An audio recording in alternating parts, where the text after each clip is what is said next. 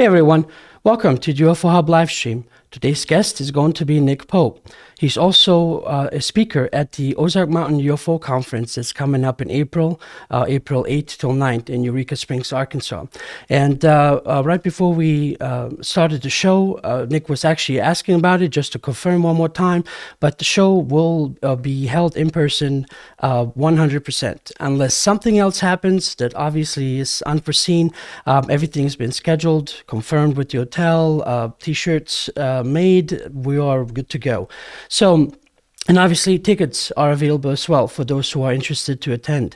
And you certainly will be meeting Nick there as well. So it's definitely a good reason to purchase tickets and be present in Eureka. What I have in the description below is the links for the registration, but also any website or any of the books that Nick has are also available.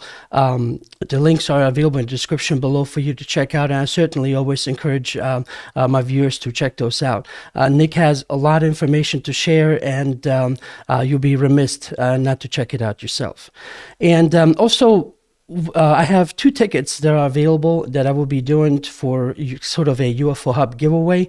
So in the comment section, if you comment in any of the videos leading up to March 9th, simply with some kind of message and a hashtag Ozark 2022, on March 9th, I will be using a algorithm that will randomly pick a comment and basically award the tickets to that person. So at least along with the hotel room and how to get there, you would not have to worry about 2 tickets that will be yours. So I hope you take advantage of that as well.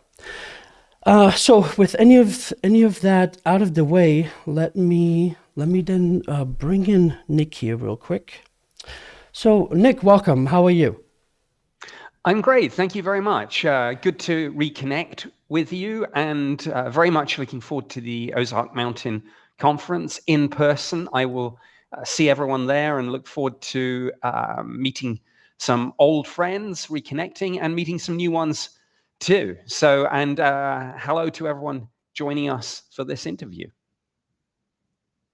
Certainly, I'm really looking forward to it too, especially because this is kind of a format that I'm changing out. Maybe I'm getting older, maybe I'm just getting lazier, but how I used to usually do the interviews in person in the hotel room, I will probably not do those anymore just because of, I don't know, it's just a lot to set up, setting up. You've seen it's all one-man show with the whole setup, and I kind of like this ahead of time, so that way get the interview out of the way, people learn a little bit more about the upcoming guest, and so that way it's just a lot easier on me. But at least that gives me a lot more time to chat up with people, so I'm sure I'll run into you and say hello. Sure, look forward to it. All right, so we will be later on. We'll have Nick for about an hour. So when it's time for Q&A, you can. There's a link in the description for the UFO Hub Telegram voice chat, and you can listen, and that's also where you can join to ask a question of Nick directly. If you are kind of shy, that's all right. In the description, in the comment section, in YouTube and on Twitch, you can simply just submit your question using 3 asterisks. I'm asking you to do that because then it pops out at me and kind of distinguish itself from a question as opposed to just a regular chatter. So I guess, Nick, what I wanted to specifically ask, and for those that are, and like I was saying, that I don't know how it's possible, that are new to you, if you could please go a little bit into your background and how you came to do what you do. Certainly. I fell into this subject quite by chance. I was a civilian employee for the UK Ministry of Defence, which is the UK's equivalent of the DoD here in the United States. And I was there for 21 years. I did a number of different jobs in that time at different grades as my career progressed and advanced. And between 1991 and 1994, I was assigned to a division where my duties included researching and investigating the UFO phenomenon. And in a nutshell, my job was to determine whether there was evidence of any potential threat to the UK or anything of any more general defense or scientific interest. So that was my job. And obviously, when I was doing that, it was not something I was able to talk about. But in subsequent years, the Ministry of Defense declassified and released most of its UFO files, including, of course, many of which I wrote. So my name is out there, and because this is declassified, or a lot of it is, that part of it I'm now able to speak about. So I do so, and now that I've taken early retirement from the Ministry of Defense, I really work as a freelance journalist and broadcaster, and see myself as, I suppose, something of a communicator on this subject, whether I'm doing news bulletins, whether I'm doing TV documentaries, chat shows, writing for various newspapers, or whatever. My job is really to sort of say to people, to facilitate a conversation on this, and to say, look, whatever you believe about this subject, those of us who've looked at it from inside government treat it as a defense and national security issue. Nick, I wanted to ask you then a little bit, I guess, from on the United States side about the HR 4350, and I wanted to ask you what your thoughts are on that. But before we do, just a quick cover. So, are you still restricted on what you can fully cover based on the work you've done, or can you just speak freely on it? No, the UK's Official Secrets Act is binding for life. So the fact that I've left the ministry does not in any way mean that the restrictions on me have ended. I mean, in a nutshell, the simple way of putting this is that I may never release any classified information without authorization. And generally speaking, of course, there are very few occasions on which classified information can be released. I mean, it usually has to be declassified first. So yes, sadly, there are some restrictions, but we'll work with that. Okay, well that's good to know. So that way we know that at least on my end, asking questions not to overstep any boundaries. It's like, if I don't want to get you in trouble if I don't have to. Yeah. No, it's difficult, but the responsibility is mine. If we hit something which does look as if it's going to get into classified areas, obviously it's incumbent on me to decline to answer. So it's all down to me. Okay, good deal. So a little bit before the show, we were talking about HR 4350, and because I didn't know exactly what I'm looking at, I thought it still needs to go through Senate and be signed by the president. But you were saying that he has already done so. Can you just speak a little bit about that bill, in particularly regarding the UAP section? Certainly, the situation in Congress is quite complex. But for the last 3 or 4 years, there have been a series of classified briefings in Congress, both in the Senate and in the House. The main committees that have been involved, obviously, have been the Armed Services Committee, or committees rather, and the Intelligence Committees. And we've had a lot of different pieces of legislation.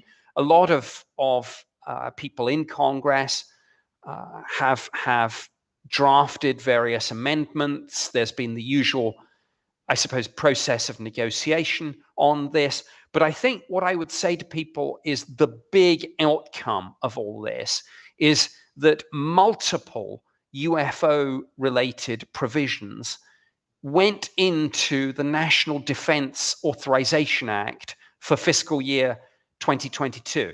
And the president has already signed that. So this is a done deal.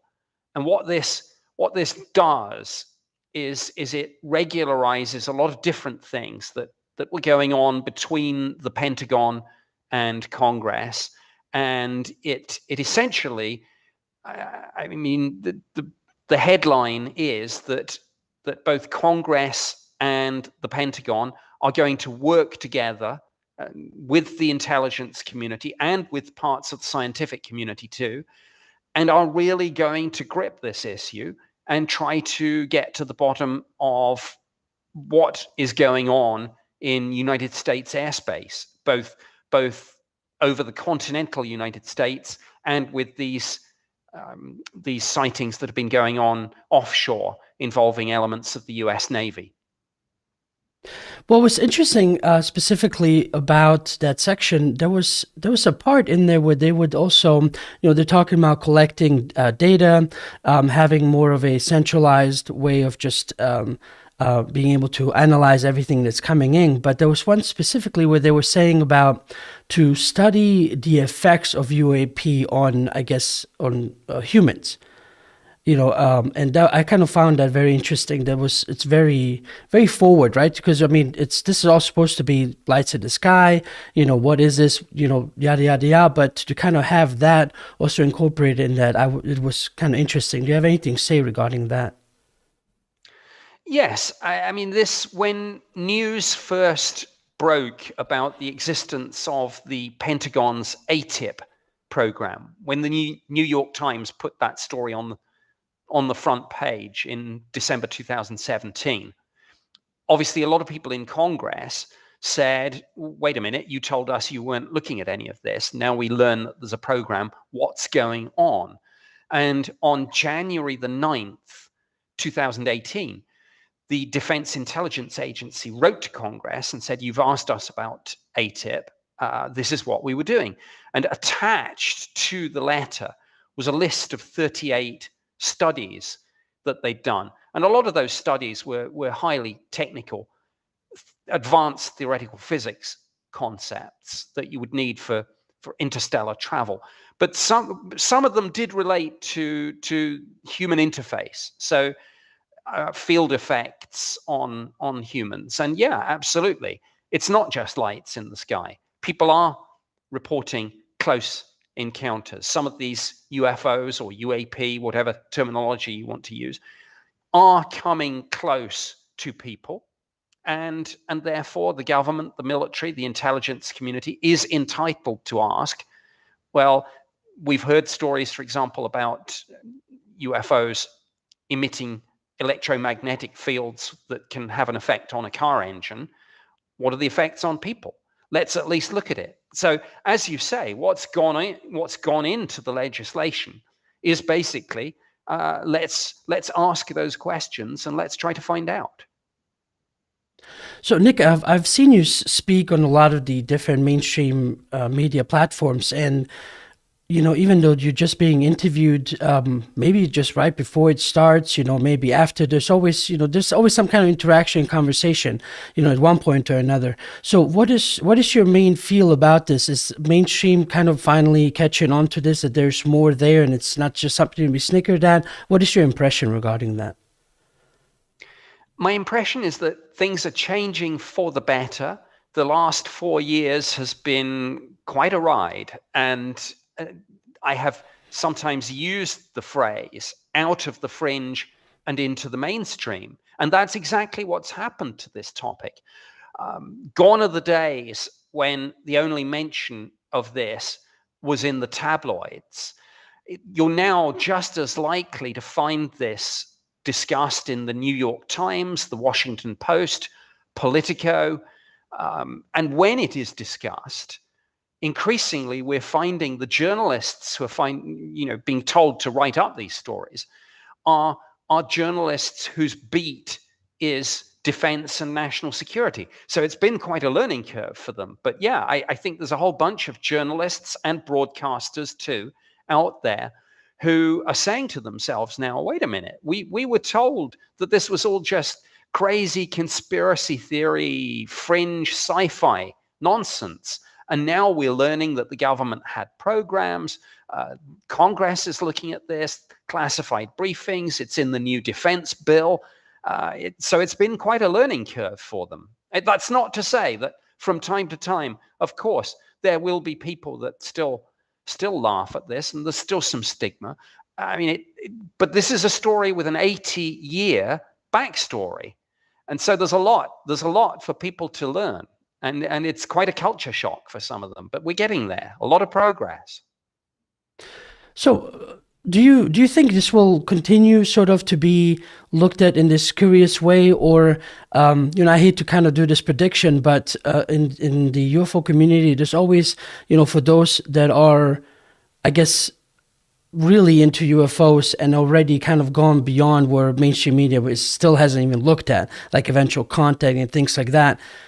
Their main fear is that this is going to be used as some sort of a rally point to, like, let's say, start another defense program, or to make this into something negative, like, oh, we're like Martians attack, and things like that. Do you think it will not go that direction and be more on these, okay, let's just be curious, what is this, and let's do everything we can to find out? Well, Congress has said to the Pentagon that they want regular reports on this. So, as you know, in June of last year, there was a preliminary assessment of the UFO phenomenon delivered by the Office of the Director of National Intelligence. And there's been at least one, and there was a 9-page unclassified summary that they put on their website, which I suspect that most people watching this have read. If you haven't, go and read it now. But Congress has had at least one further report that has not been the subject of an unclassified summary, and they will get what we think we're going to get is regular reports to Congress, which will be classified, including one annual unclassified report that will be released to the public.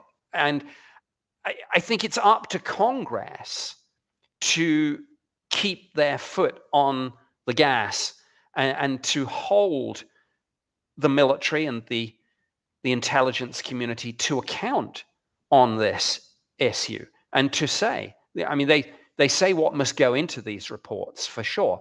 So it's up to these various senators and congressional representatives to make sure that that is delivered. And if they're not satisfied, they must go back and say so.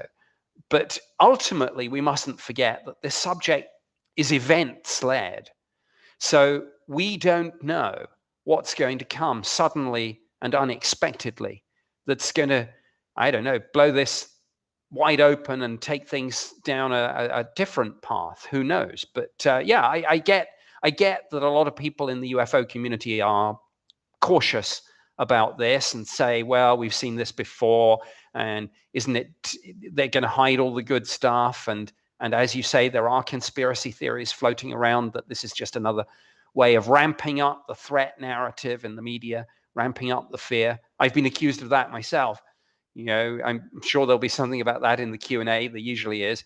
But it is what it is, and we have to see where we go with this. But I think we are on a journey with this, and we're in a much better position than we were 4 years ago, and that's progress.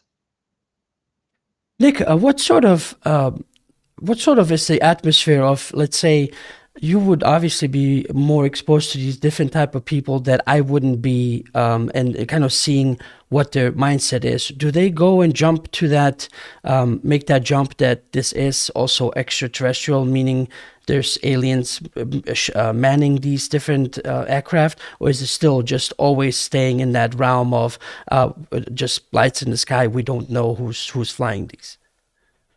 Well, I think if you look at the wording, for example, of the preliminary assessment that I mentioned a few moments ago from ODNI, they, of course, were very cautious in their wording when they categorized UFOs, for example.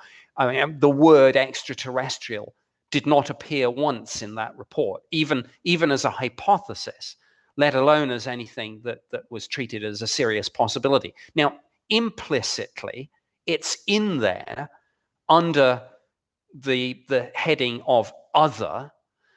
But I think that what I would say to people about this is that in government, in military, in the intelligence community, just as in society more generally. There are believers, there are skeptics, and there are people in the middle. It's just that the believers don't yet quite have enough of a say in this to put the word extraterrestrial firmly into any of these documents, even, as I say, as a possibility. So there's something, as there always has been, but it's perhaps coming to a bit of a head now. There's something of a factional dogfight going on over this issue inside government, with believers and skeptics kind of jockeying for position on this, struggling for control of the narrative. And I don't know how that's going to play out, but it is playing out. When the HR 4350 first came out, obviously Luis Alessandro and another person I don't know, never heard of him before, but they were kind of doing this video to make an announcement about it and about that specific UAP section in it. And in there, Luis said something about, this is because of all of you doing, all the people have been pushing on that end to for, I guess, the senators and everyone else to kind of take this a little bit more seriously. So if it is true that it's through the people's way of pushing and making this happen, what else can you possibly see us do to then push this even further than what it is right now, to make it even more so mainstream than what it already is? Well, former intelligence officer Luis Elizondo and former deputy director of security and intelligence Christopher Mellon have done a phenomenal amount to move the ball down the field when it comes to this subject being taken seriously. Some of what they've done obviously has been through the lens of media interviews, but also I know that they've been lobbying on the Hill, for example, and I'm sure that being who they are and being connected to some of the players that they're still obviously connected with, they've gotten access to a number of senators on this and helping with this behind the scenes. But I think as always it comes down to senators and other congressional representatives are only going to get involved in this subject for one of two reasons. Either one, they have a pre-existing interest in this topic, or something happens that interests them, and two, and this speaks to your question, two, they get a lot of emails from their constituents. So I think the answer to your question is, as always, activism. If there's a groundswell of people contacting their elected representatives saying, please, I've seen these provisions in the new defense bill, please take an interest in this, please continue to hold them to account, then political leaders will say, wait, yeah, I'm sensing that there is a groundswell of interest in this from people, just as there's interest in all the other big issues that people contact their elected representatives about, whether it's social security, whether it's immigration matters, healthcare, veterans issues, pensions, whatever it is.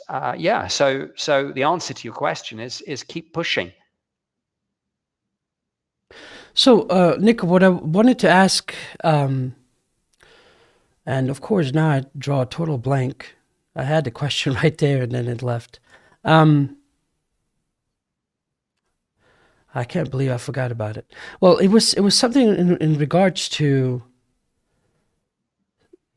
specifically about. Oh, okay, I remember now. So, regarding documents and things that were released, I kind of hate to frame it in this way, but so for example, England has released long time ago lots of files. Mexico, some other countries, so what they have. There was, of course, then the vault from the FBI, I believe, a few years back, and they released a whole bunch of files that people can then search here in the United States. But It is just my impression, and I don't know what your thoughts are on this. It's almost like everyone is waiting for the United States, and specifically the whatever you consider the mainstream, to get on a ball of this, to then the rest of the world go, okay, let's go with it. It's almost like they can be talking about UFOs, but if the United States is not recognizing it, they think, okay, well, maybe it's not time. So what I'm saying is, it seems like that it's the United States. It's kind of like the setter of what's current. And if I'm wrong in that, please do correct me, but it's just my impression on that. Do you have anything to say about that? Well, you're quite right. I mean, the United Kingdom has declassified and released about 60,000 pages of documents on UFOs, many of which I wrote, actually. So that's been a bit of a blast from the past. Many other nations too. But yes, absolutely, the current focus is on what the United States is doing. Historically, a lot of documents have come out there, and as you say, there are various agencies have declassified and released a lot of this material. Civilian researchers such as John Greenwald have done a superb job of trying to collate a lot of the most interesting UFO-related documents from multiple agencies, and he's put a lot of those on his Black Vault website. There are many other people actively making Freedom of Information Act requests for this. I understand, for example, that literally in the next few weeks, the Defense Intelligence Agency is going to release more documents related to the ATIP program and the associated ORSAP contract. That's going to go into their electronic Freedom of Information reading room. So there's already a lot out there, but there's more to come for sure. And of course, for the last 4 years, when the New York Times broke the story of ATIP and the related story of these US Navy videos, journalists, researchers have been putting in multiple Freedom of Information Act requests, and a lot of those have piled up, and some of them have taken years, and eventually all this is going to come out, and of course a lot of it will be redacted, and a lot of it will be exempt under all the usual defense and national security and intelligence exemptions, and some other ones too. But we will get more than we currently have, which is always a good thing. So watch what happens over the next few weeks, hopefully even before the Ozark Mountain UFO conference. I hope it'll happen before then. And yeah, as I say, DIA, but DIA is not the only agency that has received requests under the Freedom of Information Act. So there'll be other people declassifying material too. Like I say, a lot of the people handling this in government have had a very, very busy 4 years, and a lot of people are owed responses. And some of this, as I say, is literally going to come out in the next, I hope, 2, 3, 4 weeks. So, Nick, earlier, as you mentioned about, I guess, them finally addressing certain things about UFOs and UAPs, as they call them now. One major part of everything regarding UFOs since the beginning of this has always been the factual / conspiratorial, aspect of abductions and people that claim to have had contact with different alien groups and all these other things out there. Sooner or later, the way the government is approaching this and that group, they're going to collide. How do you see this playing out? Will the government kind of start looking into these different abduction stories, or will they just kind of try to push that back as far as they can? I think they'll try and push it back, because it's one thing to talk about US Navy pilots seeing something and simultaneously tracking it on radar and simultaneously filming it on forward-looking infrared camera. And it's one thing for senators to ask questions like, do we have satellite imagery of any of this?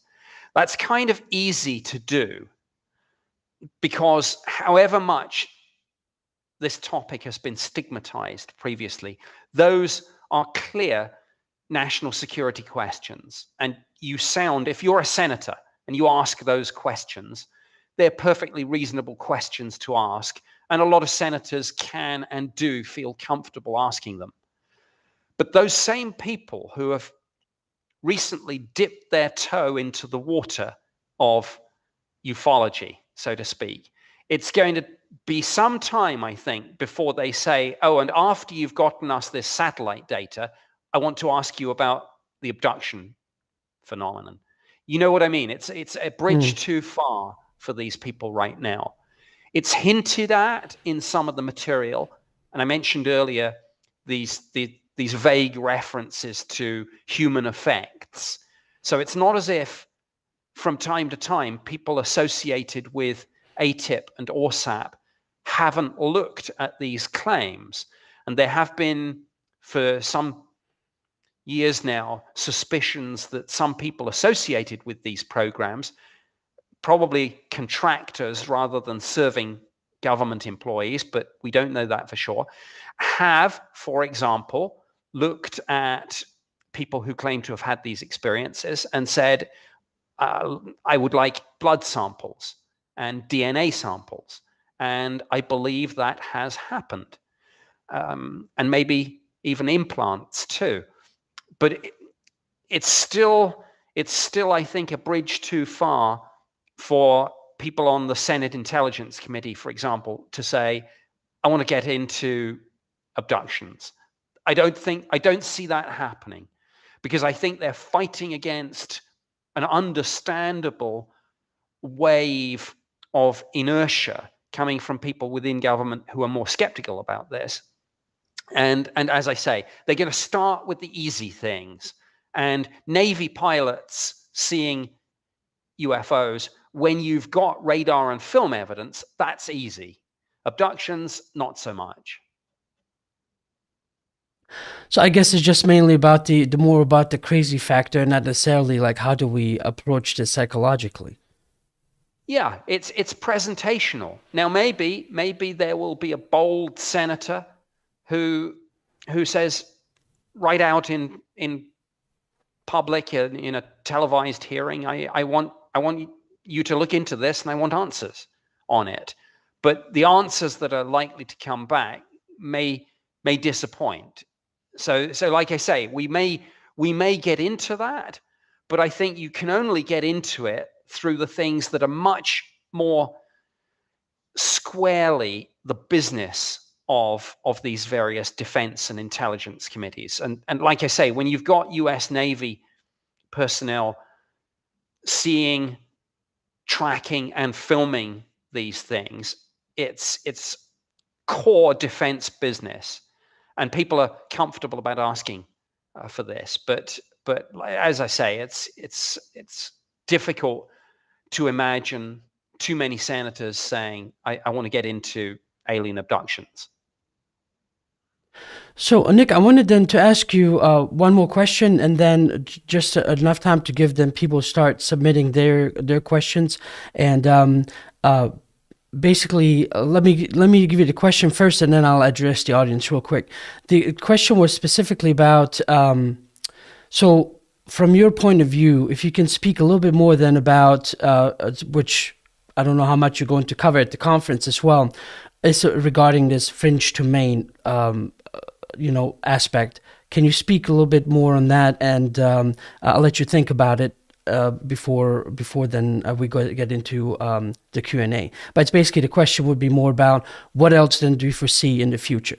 So before Nick answers that question, I just want to let everyone else know, please go ahead and submit your questions in chat, whether you're on Twitch or on YouTube. Also, you can raise your hand on Telegram to talk to Nick directly. And so I'll let Nick answer, and then we'll get into Q&A. So Nick, please go ahead. Thank you. Well, in my presentation at the Ozark Mountain UFO conference, I'm going to give sort of an overview of where we are now and how we got here. And as I mentioned a moment ago, I hope that by then the Defense Intelligence Agency will have declassified and released some of these other documents that I've mentioned, and that will help frame the conversation. But one of the other things that I wanted to talk about, and I'm not in any personal sense, but just a little bit of, I suppose, national pride being a Brit, is I wanted to talk about the apparent UK influence on some of the things happening in the United States right now. And that even goes back to the terminology being used, because it won't have escaped your attention that when you look at all this, for example, in the various bills that have come up in Congress, you will see that they tend not to use the phrase UFO. They use the phrase UAP, unidentified aerial phenomena. And that was something that we didn't invent the term, but we popularized it in the Ministry of Defense for strategic purposes to get this subject taken more seriously within government. And so I want to talk about the British influence, and also the influence of a classified or partially now declassified, but still large parts of it withheld, intelligence assessment in the UK called Project Condign, and also a scientific conference on advanced propulsion. And all of those things had an influence to some extent on some of the things that are happening now in the United States. So I wanted, in my presentation in Eureka Springs in a few weeks' time, I'm going to be talking a little bit about that. Great, thanks, Nick. All right, so let's get into some of the questions. So the first question I have is from Drew, and he's in Ireland. He says, "Hi, folks. Nick, why are the UK, or maybe why is the UK denying they have a UAP program, as it is blatantly obvious they would have one due to their military importance in Europe?" Yeah, it's an interesting question. They, of course, did have a UAP program up until the end of 2009, and then they terminated it. But many people think that this is precisely what happened in the United States, that effectively the public side of things got wound up, as happened with Project Blue Book, but behind closed doors, things were still going on, as Congress, of course, found out when they picked up their New York Times on December 16th, 2017. So, yeah, it's difficult. The Undersecretary of State at the Ministry of Defense told the British Parliament on June 30th last year that they would not be re-engaging on the UFO issue, and yet I have heard from fairly reliable sources, very well connected to the UK government, that of course, as Drew says, it's crazy to suggest that if pilots see things and track things on radar in the UK, that somebody wouldn't be looking at this. Somebody clearly is. What I think is going on is one of two things. Either it's going on kind of behind closed doors and described as something else. So, in other words, they're not even using the phrase UAP, let alone UFO. They're just using code phrases like unusual aircraft or unconventional drone or something like that. And the other possibility is that this is now contracted out into the private sector, maybe to a whole bunch of people with security clearances as high as anything you'll find in government, who've just resigned and are working in some of the big defense corporations as a way of kind of taking this outside the scope of the Freedom of Information Act. So it's a complicated issue. There's a lot going on behind the scenes, and I think that's about all I can say. Great, thank you for that. The next question is from Hazel. I just want to say hi, Hazel. Haven't seen her in a while because she's in Spain, and so I don't know. It amazes me always when people are that late in Europe watching this live. I would not be up at 2, 3 a.m. in the morning or however late it is. But her question is: Does Nick think? Does Nick think it's right for that does Nick think it is right that info has been withheld for so long from everyone? It depends on what the information is. I mean, I think the literal definition, when you look at the security manuals, the literal definition of, for example, top secret in the United States is information the compromise or release of which would cause catastrophic damage to the United States. So the real question is, what UFO information is being withheld, and if it is being withheld, are the security caveats being properly applied? In other words, are people genuinely withholding information because it would, in the real world, cause harm, or is it being withheld just because it's, for example, politically embarrassing?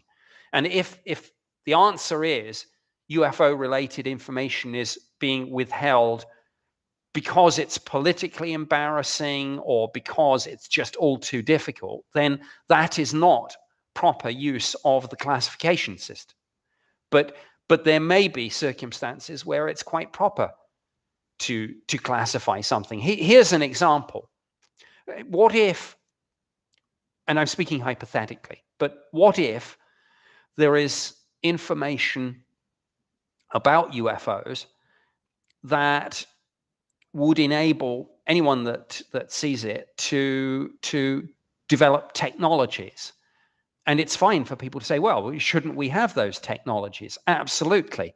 But the moment something is declassified, everyone sees it. Not just the United States, but Russia, China, Iran, North Korea, ISIS, and most things. Let's talk advanced theoretical physics for a moment, if that's what we're dealing with. Most things that involve high energy can be weaponized. So I don't have, it's a good question. I don't have a precise answer to it because it just depends so completely on the nature of the information. But I am not one of these people that just says, oh, let's declassify everything. No, you've got to think long and hard about every single piece of information and decide, are there genuine harms that might arise from disclosure? And I know that's probably not what people want to hear, but again, that's just the way the system works. Thank you, Nick.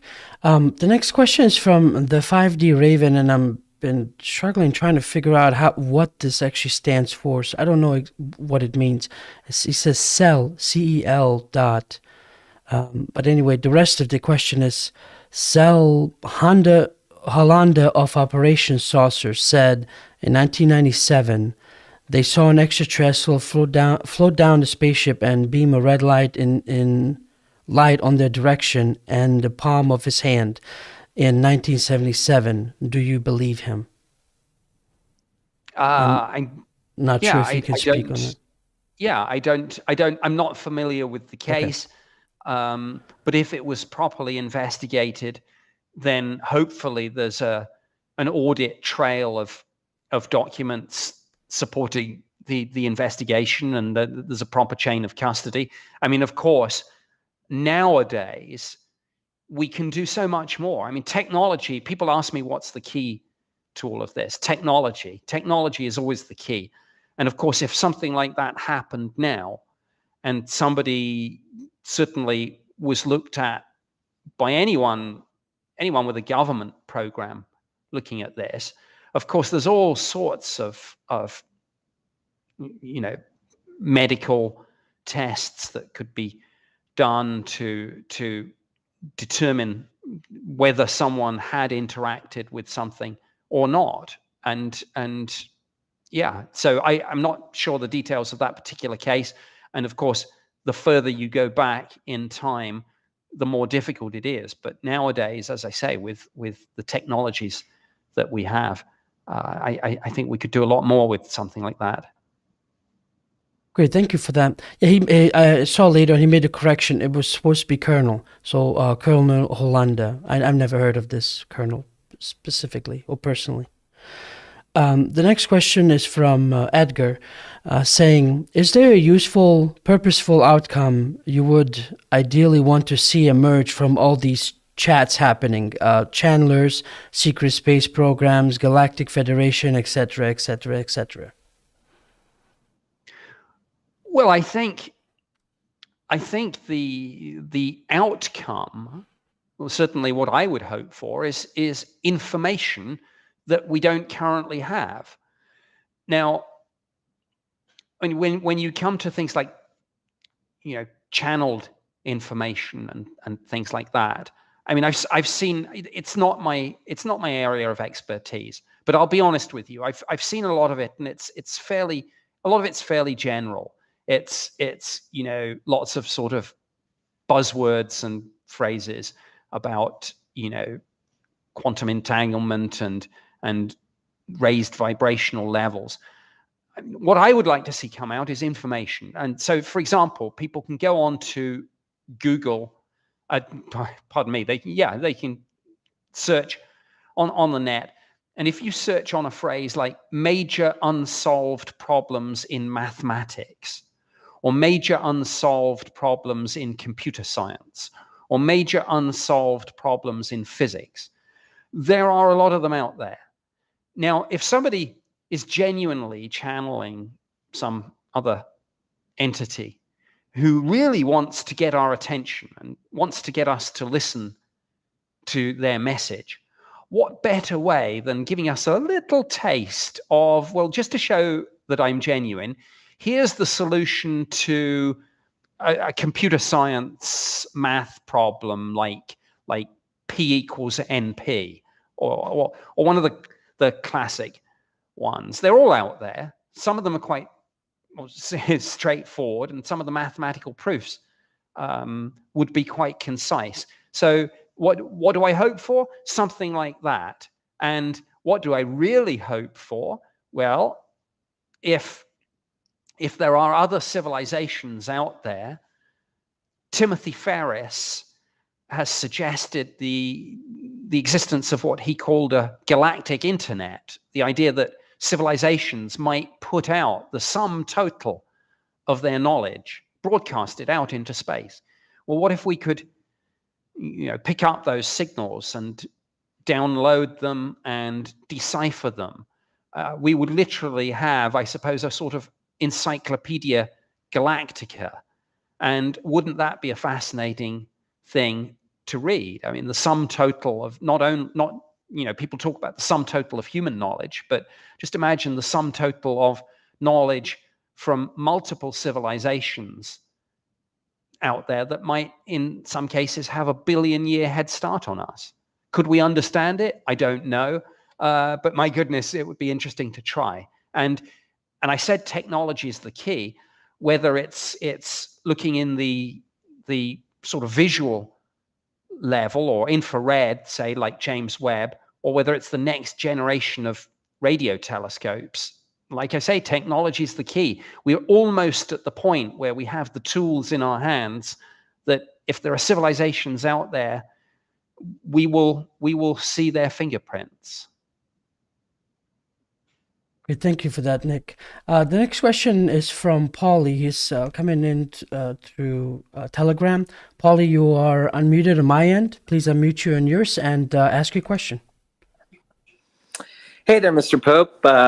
We met actually in UPARS in Los Angeles. I remember you gave an interesting speech, and I think you talked about a poster or a picture you saw, and then when they released the picture to the media, it was like blurred down so much it looked like a little fake. Anyway, my question for you is, like I only speak English, and I guess I get the news from mostly probably NATO countries and stuff like that. But are there countries out there that maybe are off script and they talk more openly about it? Maybe in, South America or Africa, or where maybe little countries where they take a completely different stance and they talk about it.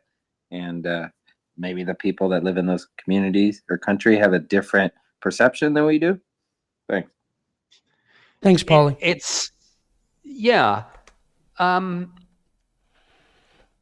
There are problems, absolutely, in finding out what other nations think about this, whether it's in terms of what government programs there might be, or whether it's in terms of what the ordinary people in those countries are seeing, experiencing, and what they think about all this.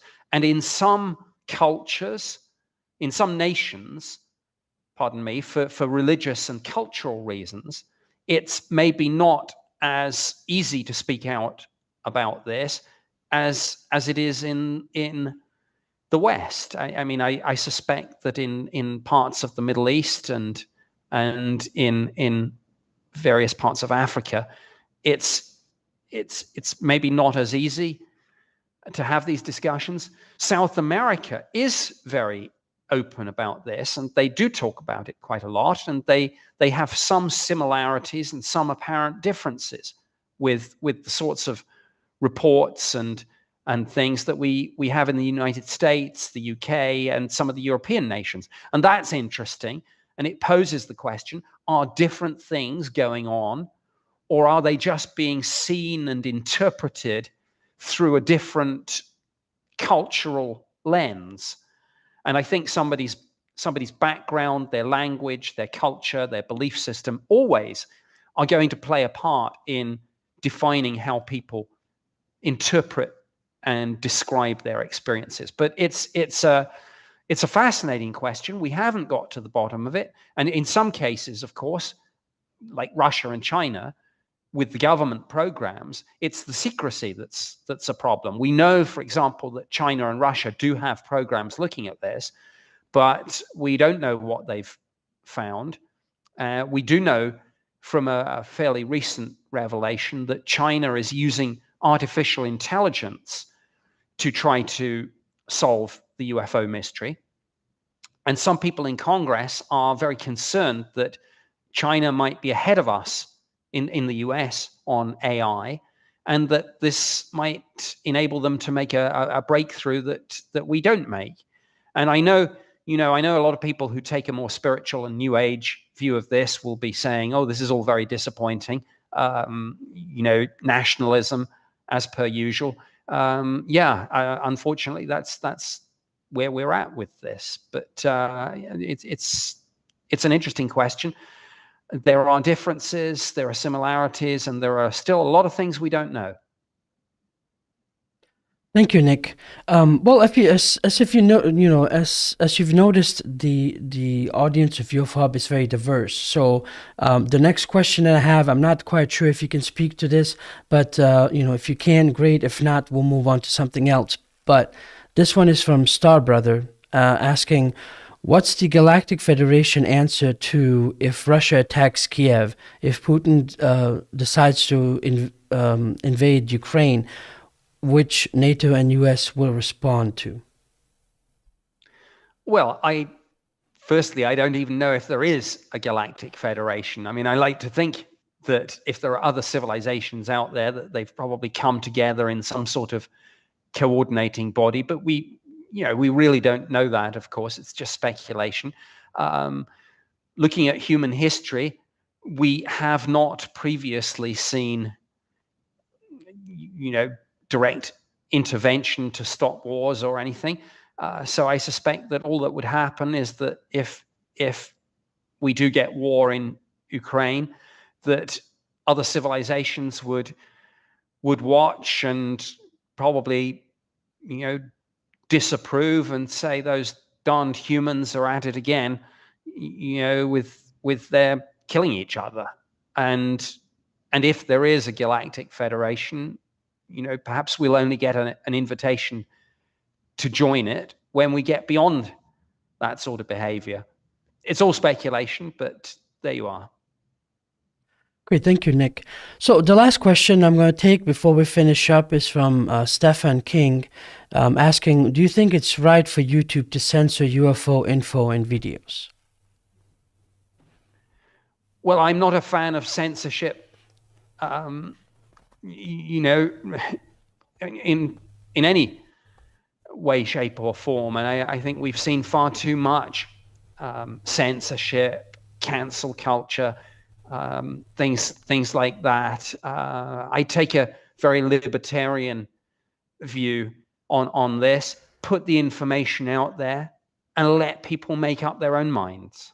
That's my view. Now, obviously, if somebody is leaking something that is genuinely classified, I mean, going off the subject of UFOs, but you know, if somebody leaks, this is how to, you know, build a nuclear bomb. I mean, I think there's a legitimate case for saying let's try and take that down. But when it comes to, particularly when it comes to people's opinions, you know, whether it's about politics or religion or any aspect of society, or whether it's about UFOs, don't censor anyone for their beliefs. Don't censor anyone for their points of view, even if they're minority views, even if they're unpopular views. I think it was Voltaire who said, I may disagree with you, but I will defend to the death your right to say it. You know, I'm misquoting, but you get the sense of it. So I am not generally a fan of censorship. Put it out there. Put your views out there, even if they're unpopular. Let people decide for themselves, make up their own minds. Great. Well, Nick, thank you very much. I really appreciate it. For those of you watching, take the opportunity to come and see Nick in person in Eureka Springs during the Ozark Mountain UFO Conference that will be happening in April, from April 8th till 10th. And also, if you would like to take a chance, you could potentially win 2 tickets from UFO Hub if you simply comment and like any of the videos leading up to March 9th with a hashtag in the comment section, hashtag Ozark 2022.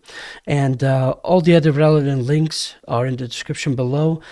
Links to Nick's website directly, links to all Nick's books on Amazon is in the description as well. And so, Nick, to finish up, I'm going to leave you with the last word before we sign off, if you would like to finish up with the final message. Certainly. Well, firstly, thank you for hosting this discussion, for asking your questions and moderating everyone else's. It's been very nice to reconnect with you. And I hope people watching this, either live or dipping into it later, find it interesting and thought-provoking. And for those of you who are planning to come to the Ozark Mountain UFO Conference, we will be in person. And it's great to be back. The world is returning to normal. I will be in Eureka Springs. I will be mingling. I will be socializing. I will be giving my presentation, and I will happily hang out with you all and answer your questions. And I very much look forward to seeing you all there. Thank you. Well, there you have it. Nick, sit tight, and everyone else watching, thanks very much. And tune in next time. Y'all take care.